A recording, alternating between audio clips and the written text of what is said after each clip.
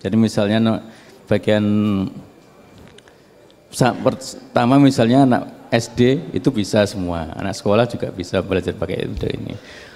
Untuk yang sudah bagian kedua yang pengen tapi nggak tahu, itu misalnya sudah terlanjur besar, sudah terlanjur tua, mau belajar metode yang dipakai anak-anak itu kok malu dan merasa lama, berjilid-jilid dan bosan. Kalau metode ini nggak bosan karena dia sejak awal tuh sudah bisa digunakan untuk kehidupan sehari-hari. Jadi dia menggunakan kata-kata yang biasa digunakan sehari-hari. Jadi akan lebih mudah untuk orang-orang yang sudah terlanjur tua. Ya, dan karena itu bisa langsung digunakan juga. Nah, kemudian yang ketiga adalah orang-orang yang sebenarnya nggak ingin belajar, tapi dia bisa menggunakan metode ini. Saya juga baru tahu tadi alasannya, bahwa ternyata ada yang ingin membuat sebuah contekan, tapi dia kalau nulis pakai huruf Latin ketahuan, maka dia menggunakan huruf Arab. Jadi teman-temannya nggak ada yang bisa baca, tapi dia tahu. Dan kemudian saya juga menyadari, kalau mempelajari jilid 1, jilid 2, itu dia sudah bisa menggunakan itu untuk menulis rahasia yang enggak semua orang bisa baca. Tapi kalau dia mempelajari tingkat lanjutnya, kalau jilid 1 itu kan ada masih dikasih pelajaran tentang tanda baca ya, kasroh, doma, dan nah kalau di selanjutnya kita bisa menulis huruf Arab tanpa menggunakan tanda baca. Itu karena dia levelnya sudah semakin tinggi dan semakin banyak orang yang nggak bisa membaca. Dan akhirnya kemungkinan dia membuat tulisan yang tidak bisa dibaca temannya itu semakin besar, dan semakin lama jilidnya semakin tinggi, maka semakin pintar dia menulis apapun, bahasa apapun dengan huruf Arab yang nggak mudah dibaca oleh semua orang. Nah, dari kemungkinan itu saya itu ya, maksudnya saya mengenalkan pada teman-teman semua, dan kebetulan kami sekarang buka di sini, Metode Manhal buka posko di sini untuk pendaftaran. Kami batasi untuk tanggal 11 sampai 12 ada pelatihan di Menturo ini, dan kami menerima pelatihan untuk para guru yang bisa mengajarkan dimanapun dia butuh untuk mengajarkan, karena kebetulan sudah banyak permintaan terutama untuk menjadi murid sebenarnya oleh orang tua-tua, tapi justru gurunya yang kurang. Makanya kita bikin pelatihan guru untuk memenuhi kebutuhan pasar itu. Jadi monggo kalau tertarik, ada yang mau mendaftar menjadi pelatih, menjadi guru, menjadi ustadz metode Manhal, bisa ikut pelatihan tanggal 11 dan 12. Ada 2 hari, selama 2 hari, 11 dan 12 Februari. Monggo bisa mendaftar di posko yang sudah ada di belakang sini, dan ada biaya 200.000, dan alhamdulillah sudah ada yang mendonorkan, bahwa pokoknya 12 orang yang mendaftar akan digratiskan. Jadi monggo mendaftar, dan nanti ada seleksi yang terpilih, akan ada 12 orang lagi yang dipilih untuk menerima bantuan biaya dari donatur itu. Dari saya itu dulu. Assalamualaikum warahmatullahi wabarakatuh. Baik, assalamualaikum warahmatullahi wabarakatuh. Saya melengkapi aja. Ini adalah Mas Ajam Fahri, Mas Ai. Mas Ai ini adalah putra kedua dari Mbah Fuad almarhum. Jadi ini putra kedua yang nanti akan memimpin program pelatihan bahasa Arab Al-Qur'an. Jadi kita menyebutnya bahasa Arab Al-Qur'an metode manhal ya. Yang dulu beberapa bulannya lalu sudah pernah kita kenalkan di sini. Nah, tetapi baru tanggal 11 besok kita bikin pelatihan. Jadi pelatihan tanggal 11-12 itu pelatihan pertama untuk guru. Ya, jadi selama sekian bulan itu kita masih uji coba, masih tryout lah gampangannya untuk mematangkan. Nah, sudah banyak permintaan, maka sekarang kita mulai yang pertama kali pelatihan ini di Padang Bulan. Kita akan selenggarakan tanggal 11-12 besok, dan kemudian tadi sudah disampaikan beberapa hal tentang itu. Nanti monggo silakan yang ingin minta informasi di posko yang sudah ada di sana ya. Jadi tadi kalau dikatakan ada yang menggratiskan, bukan begitu. Sudah ada orang yang ngacung, aku pokoknya biayai wong 10. Aku pokoknya biayai wong loro. Jadi yang biayai bukan kami. Jadi ada jamaah yang kemudian ketika mendengar ini dia belum kesempatan untuk ikut karena kebetulan tempatnya jauh, ada yang dari Malaysia. Dia kemudian mengirim pesan, saya akan biayai 10 orang untuk pelatihan guru. Nah, kita harapkan yang demikian. Jadi sudah ada juga dari Surabaya yang sudah menawarkan akan bikin pelatihan yang dia biayai, gitu ya. Tapi standarnya tadi dikatakan Mas Ai namanya ya, Ajam Fahri, satu orang pelatihan itu biayanya 200.000 di luar konsumsi ya. Makanya nanti disediakan kayak kantin gitu, makan sendiri. Jadi kami nggak ngurus makan, nggak ngurus konsumsi, tetapi penginapan kita sediakan. Nah, yang kedua barangkali pelatihan ini mudah-mudahan kita selenggarakan di Jogja, karena Jogja sudah banyak yang minta. Jadi ini Jogja, kok Jombang dulu kan, itu sudah banyak yang protes itu. Ya, sudah banyak yang protes. Dulu katanya Jogja, iya. Jogja insya Allah giliran kedua, nanti kami akan berunding di sana. Kita kumpulkan peserta dari Jogja untuk sekali lagi pelatihan guru. Nah, jadi tadi dikatakan oleh Mas Ai tentang metode manhal ini, kalau saya intinya gampangannya metode manhal itu kita prioritaskan kepada sing wis kadung gak iso ngaji, utamanya itu. Karena wong sing wis tuwek ya, bahkan juga yang muda-muda, bahkan kami menemukan di satu tempat dibaan semangat ya, dibaan yasinan melok terus, gak iso ngaji ternyata. Baca Quran nggak bisa, tapi yasinan dibaan wis melok terus. Yasinan soalit berkate kan ono ya. Melok ngaji, melok ngomong kan gitu. Nah, tapi ternyata gak iso. Nah, tapi kemudian masalahnya tertarik enggak, ingin enggak belajar membaca Quran. Ya kami ingin melayani mereka yang kepingin, ingin menyenangkan, membuat orang walah ternyata aku iso. Dan kami sudah berapa kali sudah membuktikan itu. Ada orang yang kelihatannya semula putus asa, wis gak iso, wis aku ngaji gak iso, wangel kan gitu.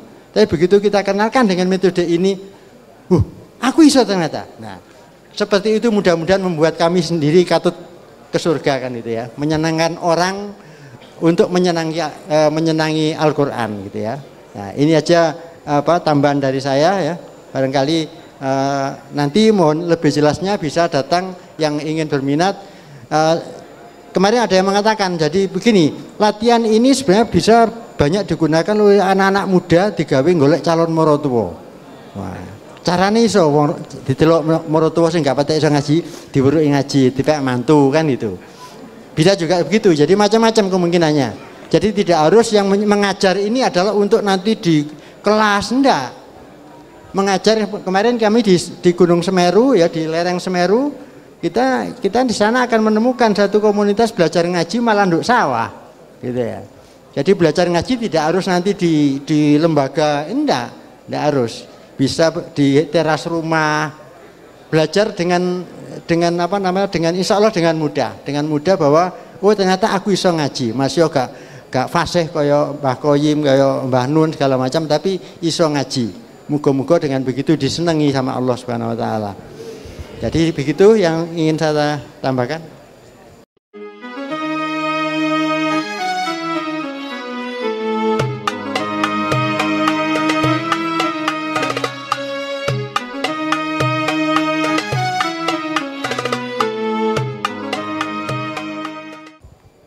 Oke, terima kasih Mas AI, terima kasih Jadil. Jadi di sebelah barat itu Rek, itu ono apa khusus untuk informasi itu bisa tentang pendaftaran atau apapun yang berhubungan dengan metode Al-Malhan, nanti teman-teman bisa mampir di sana untuk bertanya atau mungkin sekalian juga ikut mendaftar. Itu insya Allah akan kita selenggarakan hari Sabtu dan Ahad Jadil nggih, tanggal 11-12 Februari. Ini saya pikir kesempatan yang sangat bagus bagi kita untuk termasuk salah satu upaya meneladani Mbah Fuad. Karena Mbah Fuad itu kan sosok yang sangat cinta dengan bahasa Al-Quran. Beliau juga sangat mencintai Al-Quran. Nah, ini bagian dari upaya kita untuk meneruskan perjuangan beliau sekaligus meneladani kecintaan beliau terhadap bahasa Al-Quran. Saya pikir itu beberapa respon. Nanti bisa kita lanjut dengan sesi tanya jawab. Oh, oke, monggo Jadil. Saya ingin menambahkan sedikit bahwa metode manhal ini adalah jariah terakhir dari Mbah Fuad ya, yang beliau kalau nggak salah 2 hari sebelumnya pun ya, masih sempat mendiskusikan. Jadi sebelum beliau dalam kondisi yang betul-betul tidak mampu, mereka Pak Mbah Fuad masih sempat mendiskusikan metode ini, menyempurnakan, masih kesempatan. Jadi mudah-mudahan kalau kita menjalankan ini metode manhal ini, mudah-mudahan juga Mbah Fuad di sana akan tersenyum ya, akan sangat ikut mensyukuri itu semua. Itu aja tambahan dari saya. Nggih, dan yo senenge bunga yatine Mbah Fuad, ndelok anak putune nyinaoni bahasa Al-Qur'an. Oke, selanjutnya kita kembali ke Mas Abrang untuk menyampaikan beberapa poin sekaligus respon dari apa yang sudah kita diskusikan. Monggo, Mas Abrang. Oke, tadi ketika mendengar diskusi Allahu Akbar, itu bukan Tuhan yang maha besar, tapi Tuhan yang maha lebih besar. Itu aku senang luar biasa itu. Karena saya punya konsep lama pemahaman seperti itu, tapi nggak berani ngomong ke siapa-siapa, nanti tidak diseneni. Mungkin cuma ngobrol di lingkungan diskusi martabat aja saya ngomong gitu. Karena ada konflik di kepala saya dengan konsep maha besar. Nggak mungkin kita memahami Tuhan dengan maha besar. Jadi saya cuma pengen membagi alur logika, nggak apa-apa ya. Bagi alur logika kok bisa sampai pada kesimpulan itu. Sederhana kok. Jadi jangan merasa bahwa logika itu akan selalu mengganggu pemahamanmu terhadap agama. Aku gak setuju blas itu. Akal itu gunanya buat memahami lebih memang. Dikasih akal karo Gusti Allah aku gak boleh dipakai. Manusia dan Tuhan. Yang dimiliki manusia terutama adalah keterbatasan. Yang dimiliki Tuhan adalah ketidakterbatasan. Oke, itu tonggak pertama. Konsep itu ya, setuju konsep itu ya. Manusia punya keterbatasan, Tuhan ketidakterbatasan. Sekarang ngomong batas. Keterbatasan manusia ada berapa jenis? Ada apa aja? Pertama, keterbatasan fisik. Gue gak iso ndilat kupingmu dhewe misalnya. Nek ana sing iso ya aku pengen delok kowe. Ndilat ora sah kuping, gue ndilat sikutmu dhewe gak iso. Kecuali wong sekti, jajal dites sing sekti sapa. Nek iso ndilat kuping.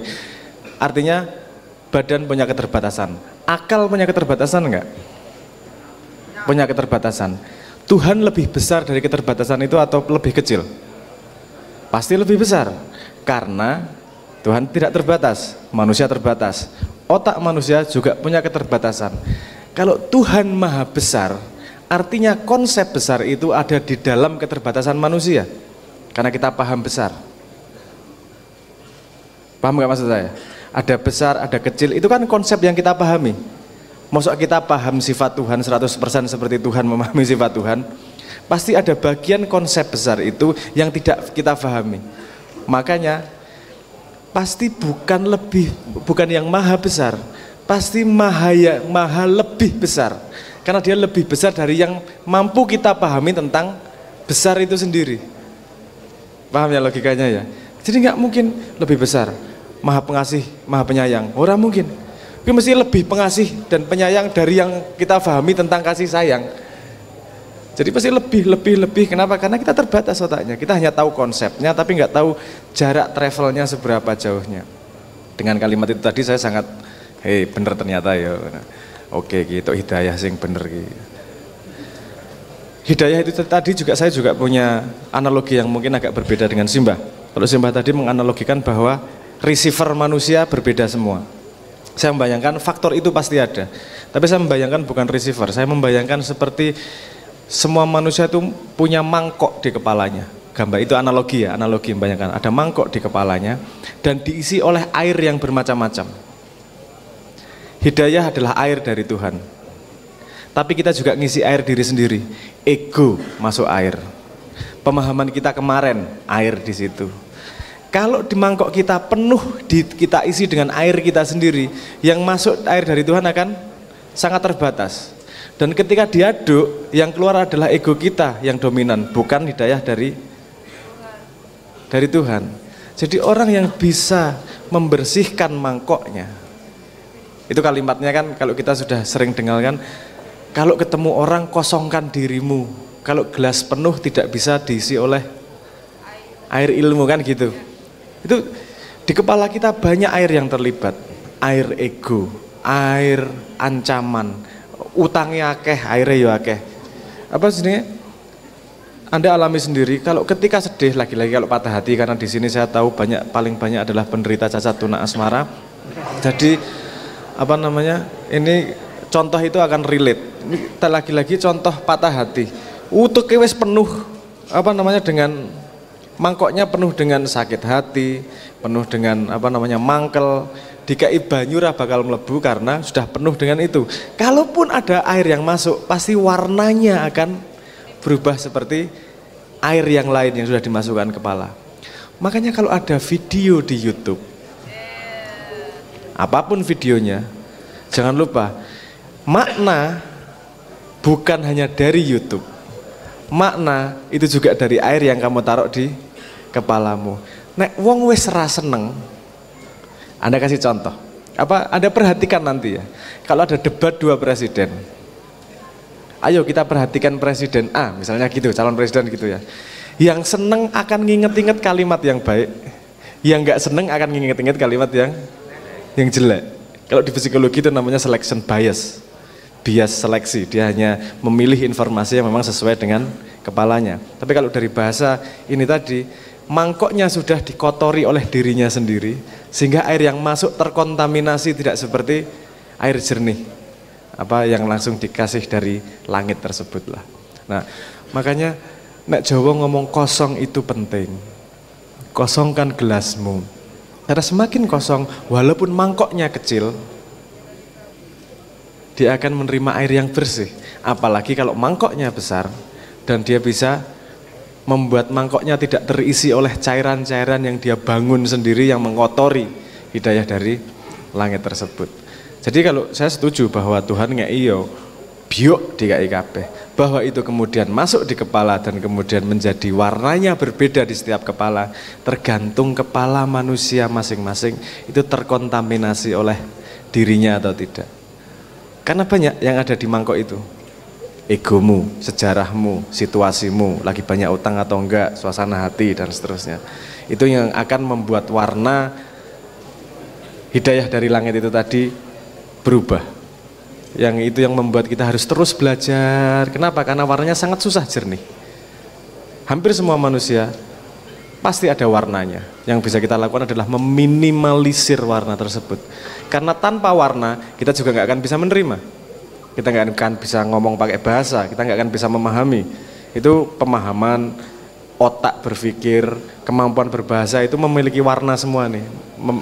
Meneteskan air juga di sini. Dicampur dengan hidayah dari langit tersebut. Nah, jernih hati, jernih pikiran itu faktor yang sangat penting untuk bisa menerima kualitas hidayah dari Tuhan.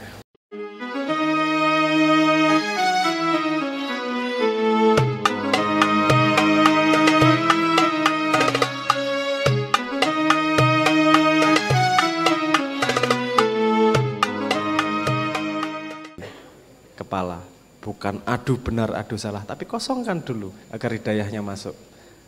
secara sejernih mungkin, baru kemudian diolah sambil jalan.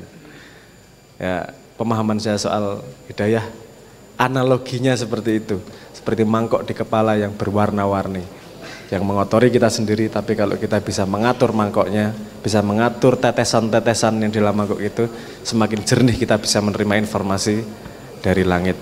Seperti Kanjeng Nabi menerima informasi tanpa melewati Jibril, pemahaman saya, ketika air minumnya dimasukin oleh lalat, terus lalatnya didelepke, itu aku mikir kok Jibril medun urusan laler, delepke, itu kan terlalu remeh. Tapi Kanjeng Nabi melakukan itu karena memang hidayah, bukan hidayah keilmuan, hidayah keseimbangan alam memang harus dilakukan seperti itu. Saya agak susah ngomong tentang keseimbangan alam ini karena memang tidak ada kosakatanya, tapi semua manusia pasti mengikuti keseimbangan. Gini, analoginya gini, kalau kapal itu kan goyang gini, kalau Anda nggak ikut goyangannya, jalannya justru miring-miring, betul nggak? Kan menyerah sama goyangannya. Orang yang semakin memahami goyangan alam ini semakin bisa semakin lurus jalannya. Goyangan yang paling sederhana yang bisa kita lihat contohnya adalah goyangan season,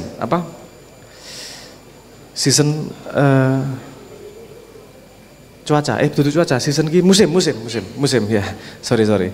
Goyangan musim, ada musim panas, ada musim dingin. Kalau kita tahu goyangannya, kita bisa melahirkan pronoto mongso. Kapan nanemnya, kapan panennya, kapan ketika nanem harus apa, di musim apa.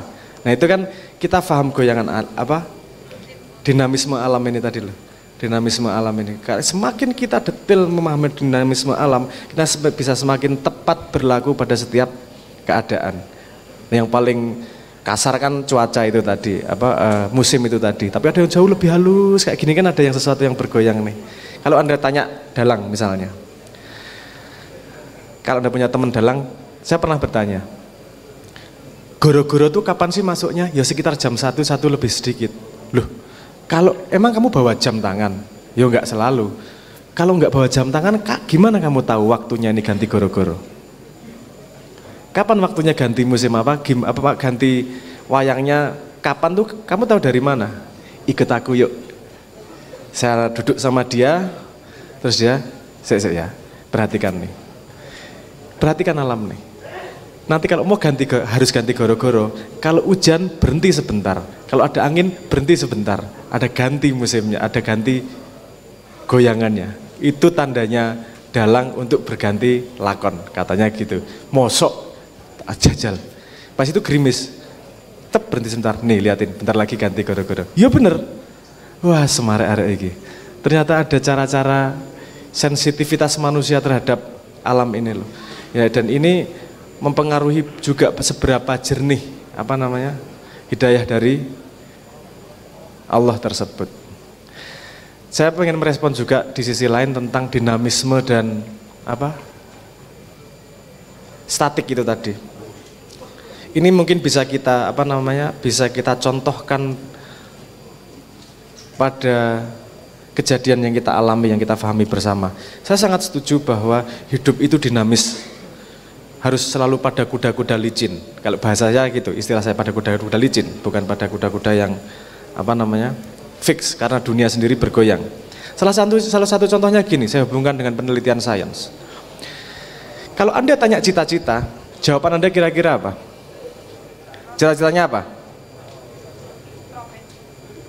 Profesi. Cita-citanya pengen jadi menteri, pengen jadi polisi, pengen jadi dokter. Itu kan cita-cita statis, betul nggak? Ketika Anda sudah sampai situ, penelitiannya nih, akan terjadi drop dalam semangat berjuang hidup Anda. Sampai keluar istilah mengejar itu lebih mudah daripada mempertahankan. Kenapa? Karena cita-citanya statis pada sebuah kondisi. Aku pengen jadi dokter. Jreng, nek wis jadi dokter, njuk ngopo? Bingung iki. Ngopo meneh iki terusane? Harus cari cita-cita yang lain. Tapi ada jenis cita-cita yang berbeda. Cita-citanya dinamik.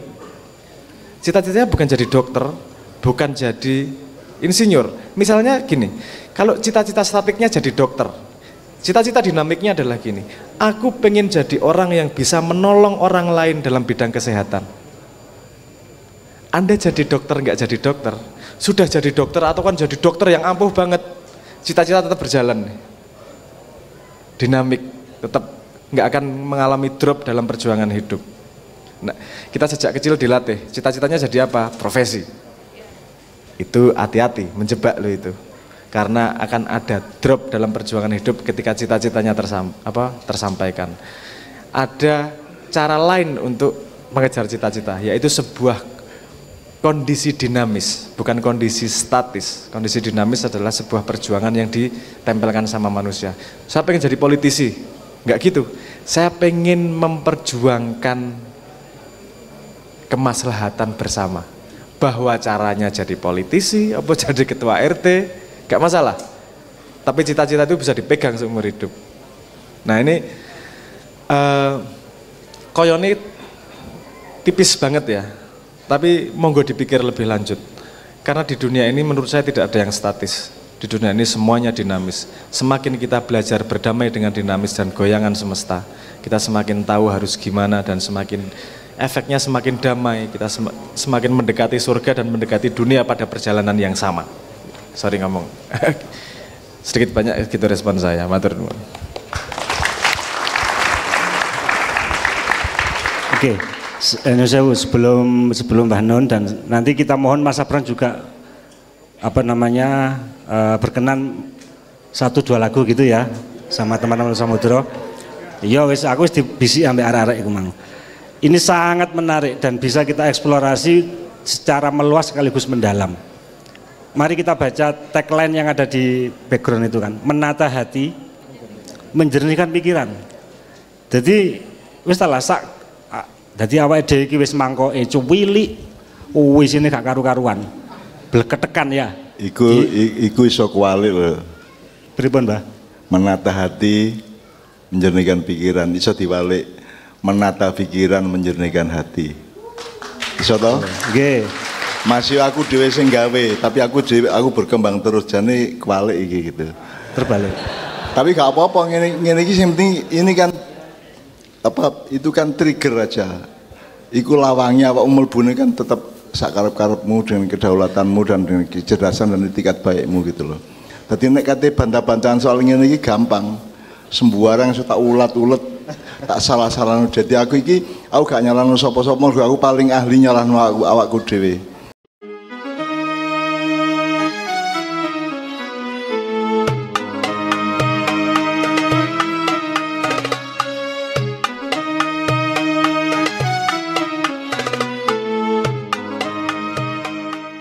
Sabrang tadi ngomong itu bukan analogi yang berbeda, cuman ketika saya ngomong wahyu, karomah, fadilah itu ya. Saya kan kuantitatif, nah Sabrang kualitatif gitu ya. Jadi tadi kan saya bayangkan Nabi ku duwe sak derem uteke ngono ya karo jiwanya itu, terus nek wali-wali iso sak slokin awakmu sak nek wali-wali sak moci awakmu sak ya sak gelas sak sloki ono sing luwih cilik meneh gitu ya. Itu kan agak kuantitatif, agak material. Nah yang diomongkan Sabrang tadi adalah komposisi zat-zat dari hidayah itu bisa melahirkan tanpa terikat oleh volume, gitu, tanpa terikat oleh besarannya gitu ya. Jadi saya sama Sabrang berjodoh ya, ini dia kualitatif, aku kuantitatif gitu ya. Jadi iki wong wedok tak rabi, soalnya jodoh ya. Dan itu semua hidayah dari Allah, karena saya tidak pernah berunding sama Sabrang soal itu. Nah Sabrang termasuk Allahu Akbar tadi, Sabrang juga berjodoh sama dialog kita tadi sama saya tadi gitu ya. Jadi konco-konco kabeh, Allah itu dinamikanya luar biasa di dalam memperjodohkan segala sesuatu, karena semua konsep hidup itu jodoh, Bang. Semua apa saja.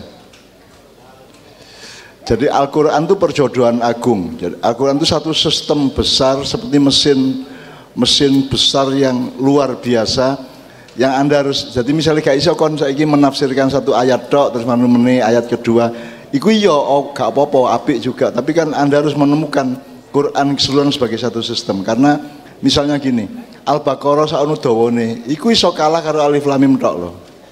Ya tak gak? Kalau ngomong kualitatif. Orang baca Al-Baqarah sampai entek, hasilnya belum tentu lebih hebat daripada wong mencintai Alif Lam Mim tok. Alif Lam Mim iku tok, tapi dicintai betul, hasilnya bisa melebihi dari yang. Jadi Al-Quran itu begitu rupa dinamikanya, tidak hanya dinamika soal waktu tapi juga dinamika makna. Jadi makanya saya kapan-kapan ingin mengajak teman saya yang mendaftari secara administratif Quran itu, terutama jumlahnya kata soleh itu berapa, digunakan pada konteks apa saja, kata kafir itu berapa, dan seterusnya. Itu dia meneliti secara luar biasa. Teman saya pinter rek, koncoku SMA biar nek dhek oleh nilai kimia 8, aku 3. Dhek songo fisika atau mekanika, aku 4,5 gitu ya. Jadi ketika ujian terakhir itu aku ndelok dhek nggarap aku kagum dhewe, ya Allah pinter ya rek iki gitu. Koncoku aku biar kan jelas gak jelek apa, jelas bahwa aku bodoh lah. Saya bukan orang sekolahan yang baik ya. Iso ndek kene iki ya mergo hidayah Allah aja gitu, alhamdulillah itu ya. Tapi iso nyekolahno anakku tamat sarjana fisika dan matematika sekaligus, kan lumayan. Dan saya sangat belajar banyak kepada Sabrang, jangan lupa ya. Ketok ya aku wis tuwek, tapi kan aku sangat banyak belajar. Saya menyerahkan banyak hal kepada Sabrang untuk meneruskan dialektika dan dinamisme ma'iyah ini. Gitu. Karena Sabrang lebih gamane lebih mendarat lah, lebih membumi gitu dibanding saya. Nah, aku kan rotok awang-awang, rotok maya gitu ya. Anak-anakku kabeh tak jaluk, ayo kita membangun apa yang Sabrang omongkan tadi. Membangun bersama supaya kita, cita-cita kita adalah sederhana, menjadi orang yang seluas mungkin bermanfaat di masyarakat. Menurut saya bahwa manfaatmu itu mergo kon pengusaha, mergo kon pejabat, kon mergo dokter, kon mergo sak karepe gak masalah. Sing penting awakmu manfaat. Saya kira saya kenal banyak sekali orang-orang yang punya karomah sejak saya kecil. Itu karena cita-citanya mek ngono tok. Kula niki Gusti, kula niki mek kepingin saged manfaat damel saake-ake wong mek ngono tok gak. Aku gak kepingin dadi dukun, kepingin dadi tabib, kepingin dadi penyembuh, kepingin dadi wali, sebetulnya gak ono. Sing ono iku kula niku kepingin manfaat damel saake-ake wong, sak saged-saged kula gitu loh. Akhirnya dia diberi karomah oleh Allah, diberi fadilah oleh Allah. Ngono ya rek ya. Ya tak dengan awakmu iki selama padang bulan kan Anda meningkatkan kualitas hidup Anda, kualitas cairan tadi loh, yang apa mangkok tadi itu. Jadi awakmu meningkatkan itu sehingga ketika Allah mengucurkan hidayahnya itu akan harmonis dengan apa yang sudah kamu siapkan, gitu ya. Kalaupun unsur-unsur yang dari nafsumu itu kemudian ada mengganggu, mudah-mudahan kalah sama hidayah Allah, ya. Gitu ya. Jadi muga-muga awakmu ini enggak hanya soal selamatmu di akhirat, ini soal enake rumah tanggamu, selamatmu di dalan, ketika berkendaraan, kepuruk-kepuruk sopo-sopo itu semua tergantung itu gitu ya. Jadi aku gak gantungan elek belas sopo-sopo gak tak dengon elek. Gak belas gak tak dengon. Jadi saya bukan merasa hebat atau mulia dengan itu, tapi pokoknya aku gantungan elek sopo-sopo. Yang membuat saya menderita itu saya mohonkan hidayah dari Allah, saya mohonkan supaya dia selamat hidupnya, saya mohonkan kepada Allah agar dia mendapatkan sesuatu atau seseorang atau apapun saja yang membuat dia menjadi lebih jernih, lebih bahagia, lebih enak, lebih seimbang dan seterusnya lah gitu ya. Ngono ya Rek ya. Oke, sekarang kita mungkin tanya jawab, jawab dari teman-teman ke Sabrang terutama ya. Nggih. Aku mek tuturi handayani rek iki saiki sing ing ngarsa sung tuladhane Sabrang ing madya mangun karsane bareng-bareng saya.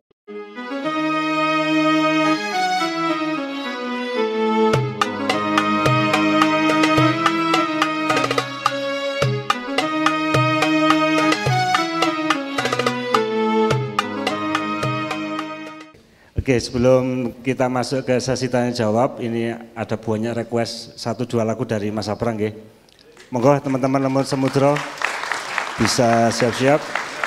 Setelah 1-2 lagu dari Mas Sabrang, teman-teman sudah mulai nyicil, mikir iki kok apa pertanyaan, respon atau tanggapan, nanti kita beri kesempatan secukupnya karena kita juga harus disiplin terhadap wal asri tadi waktu. Sampun siap? Nggih. Allahumma sholli ala sayyidina Muhammad.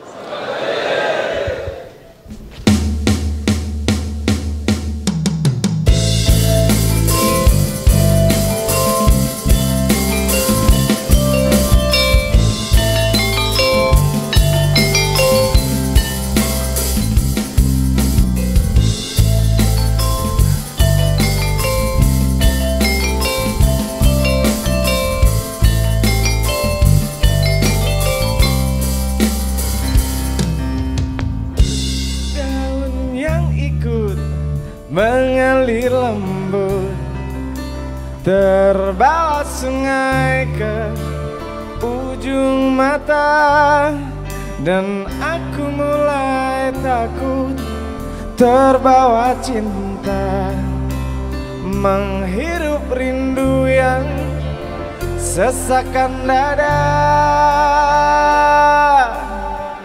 Jalanku hampa dan ku sentuh dia, terasa hangat, oh di dalam hati.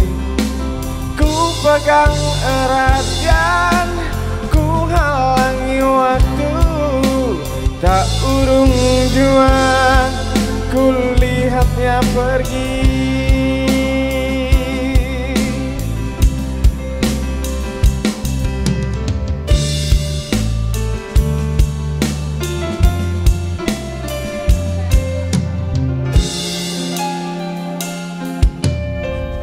Pernah ku ragu dan selalu ku ingat keringan matamu dan sentuhan hangat. Ku saat itu takut mencari makna, tumbuhkan rasa yang sesakan dada. Kau datang dan pergi, oh begitu saja. Semua ku terima apa adanya. Mata terpejamkan, hati menggumam. Di ruang rindu kita bertemu.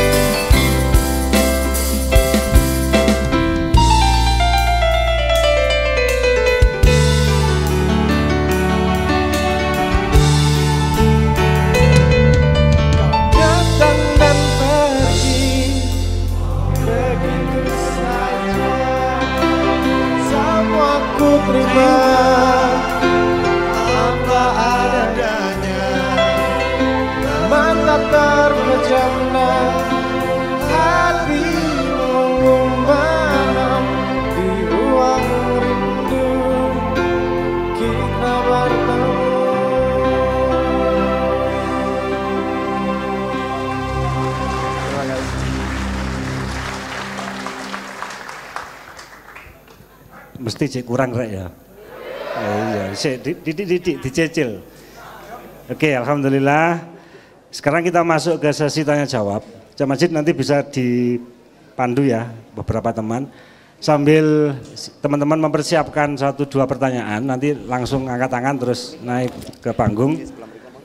Saya kepingin mendalam sekaligus memperluas apa yang sudah disampaikan Mas Abrang. Jadi tadi itu kan pakai analogi ya, pakai analogi bahwa di kepala manusia itu seperti ada mangkok. Nah, ini kita juga harus waspada, harus cermat. Yang kita khawatirkan kok ngene. Berarti wong iku nduk ndase ana mangkoke. Berarti wong iku mangkok. Nah, itu kan salah persepsi lagi, salah menganalogikan gitu loh ya. Satu itu. Yang kedua,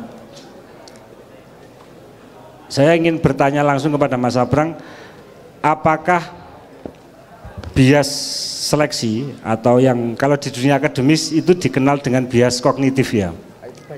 Ya, itu kan produk dari apa namanya mangkok yang isinya tadi belketekan itu kan, mau macam-macam. Kalau belketekan itu kita cermati kan bisa egoisme, bisa bener dewe, bisa suka tidak suka, gitu Mas ya.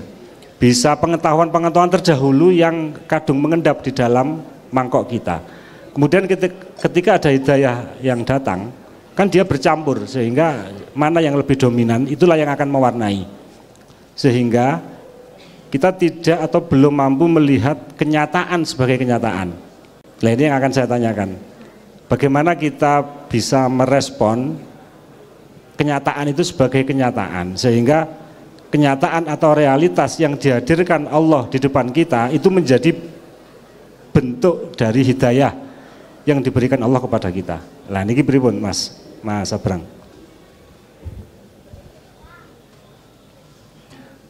Siap-siap ya. Ini bukan pertanyaan yang mudah sama sekali. Ini pertanyaan yang agak kompleks untuk dijelaskan. Walaupun premisnya simpel. Ketika melihat sesuatu sebagai apa adanya, kita semakin mendekat kepada truth, bukan bersandar pada benar, kan gitu memang.